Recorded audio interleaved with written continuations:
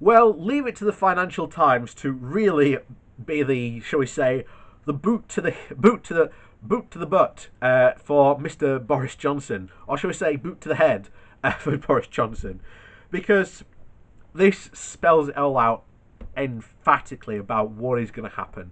And I think I've already said this before.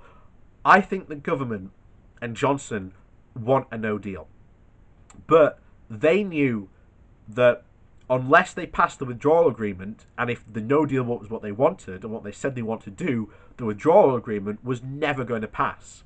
So, pass the withdrawal agreement, lie about it, rebrand as the quote Australia trade deal, and then just no deal at the end of the year.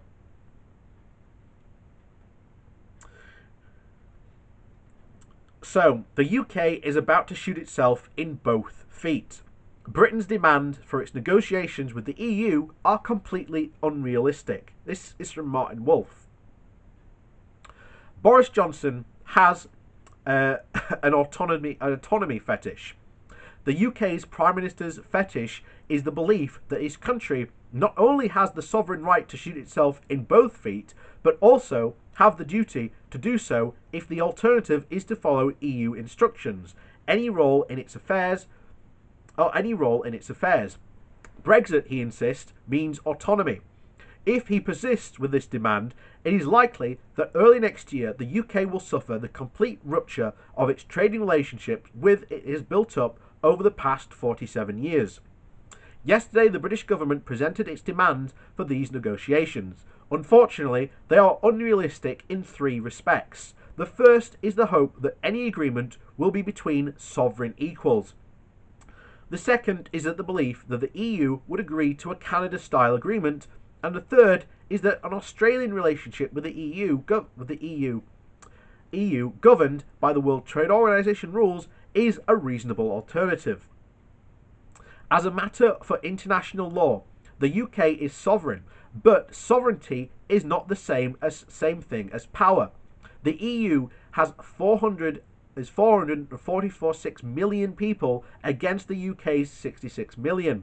Its economy is about 6 times as big as the UK's. The EU has also much less dependent on trade with the UK than it is true for the other way around, which is what we've been saying. Brexiteers have been saying that we don't need the EU and that they need us more than we need them. That's never been true. We need the EU more than they need us. So let us be clear. This is not a relationship between equals. The difficulty for the UK is that its relationship with the EU is rather that it is too small to be an equal and too big not to matter. It is almost as important a trading partner for the EU as the US, but that is because distance is crucial in determining bilateral trade flows, since the UK is far more important trading partner for the EU than Canada. The bloc is also more wary of Britain's capacity to disrupt its economy. At the same time, for Australia, trade with the EU is negligible. But the EU is the UK's most important trading partner. The UK must not accept the same trade relationship with the EU as Australia's.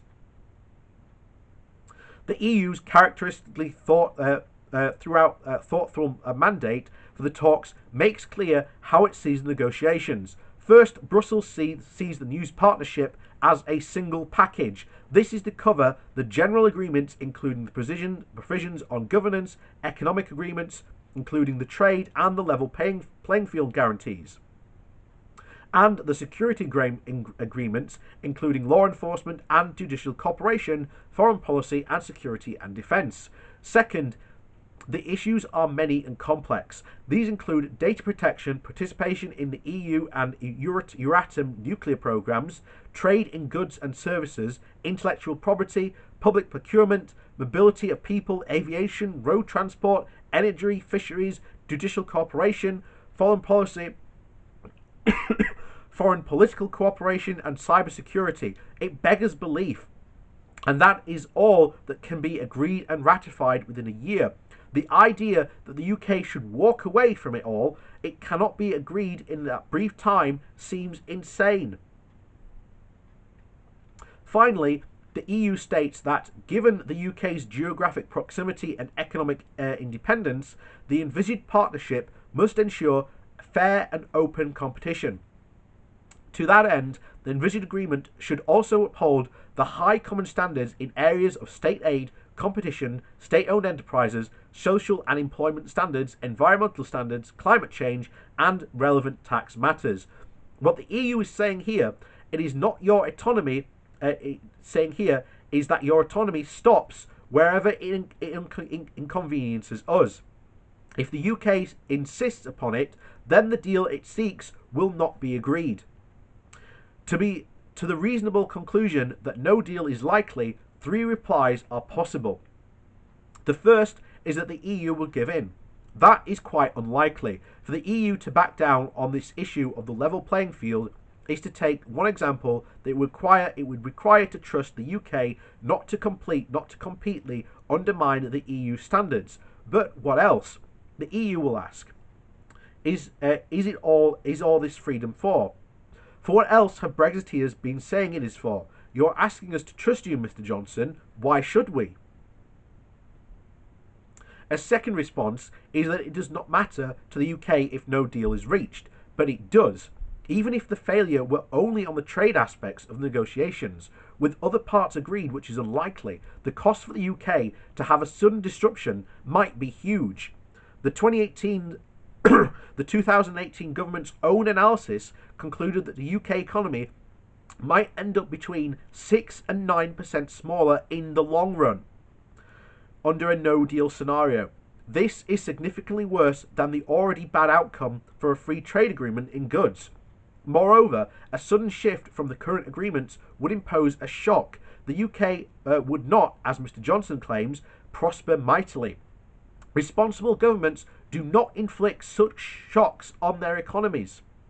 The last response is that in the end, Mr. Johnson will retreat from his red lines. This is what he did last October over the Irish border issue, when he accepted the economy disememberment of his own country, something that his predecessor had refused outright, all while denying that he had done anything such a thing. The ability to surrender while successfully insisting that one is not a form of genius. Maybe the Prime Minister can find a description for the humiliating surrenders and dress them up as great victories.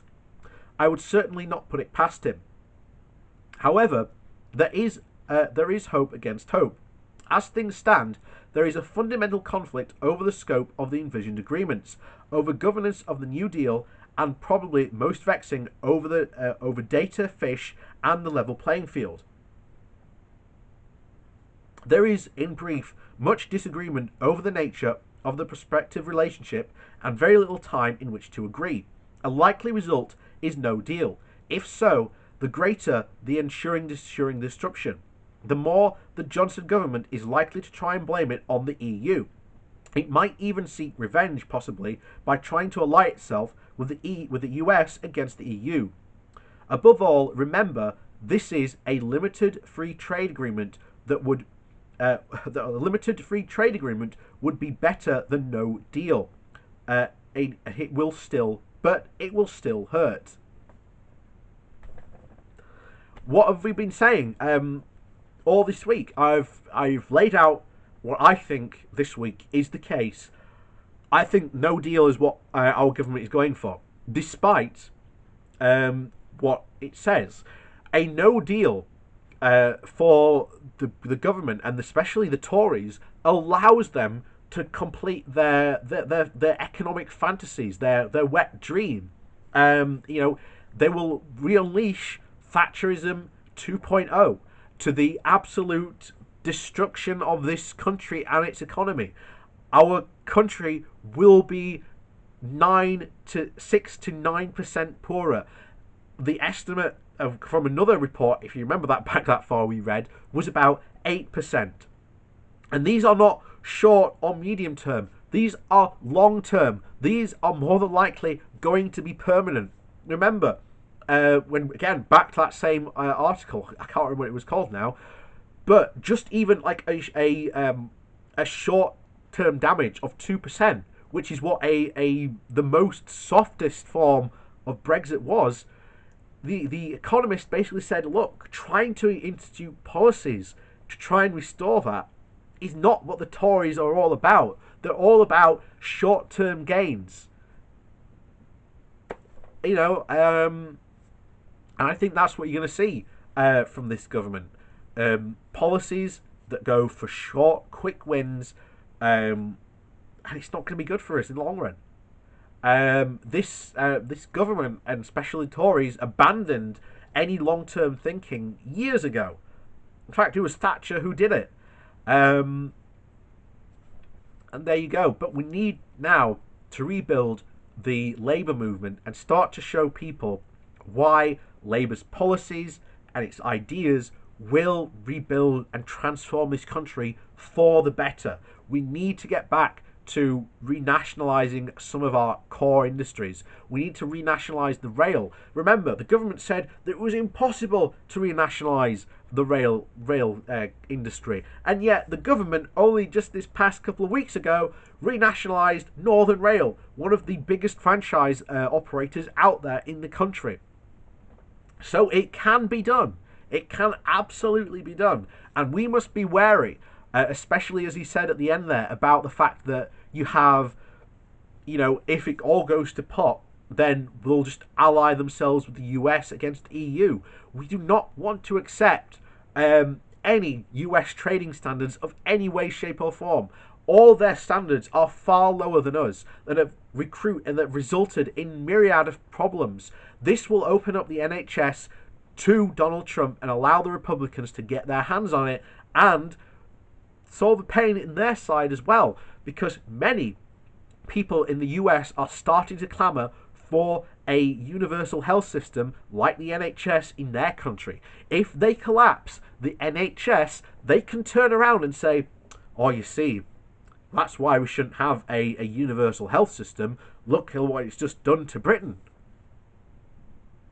And this is the danger we are in, that we are sleepwalking ourselves into, that so many people have been conned into thinking, because if they can con you into thinking that leaving the EU was a good idea, despite being unable to articulate why it's such a good idea, once again, same for the trade deal with the US, they can't articulate why it's such a good idea except that saying a trade deal with the US is a good idea. What does it give us? What benefits does it bring?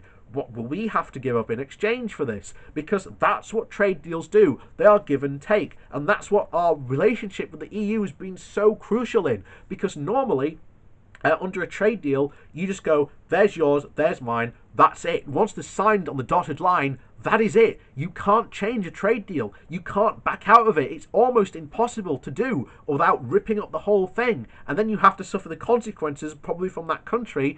The US will probably take the UK government to court. It is what the WTO is all about. But Trump is currently destroying the WTO. So who knows? That organisation will probably not exist. And once again, throws up massive problems for this, quote, no deal Brexit, or the Australia style deal that Johnson wants to do. That is, once again, I am shocked by the level of absolute outright incompetence of our government. They are trying to fool people into thinking, into giving up their rights. And it's shocking. And it's shocking that they're getting away with it. They're doing it.